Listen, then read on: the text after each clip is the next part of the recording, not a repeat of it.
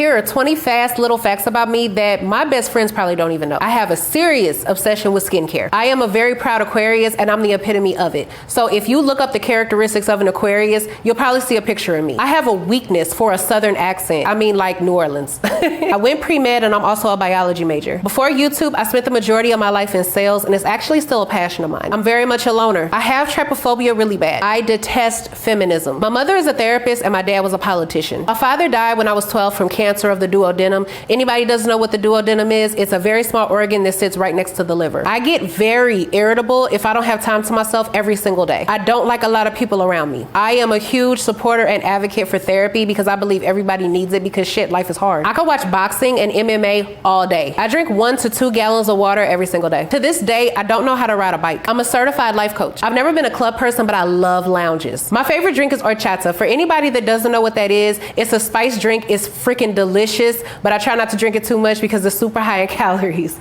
So if you like spiced drinks, Google the recipe, make it. You can thank me later. And last but not least, my favorite color is black because it goes with everything. And here's a bonus one. I love you guys.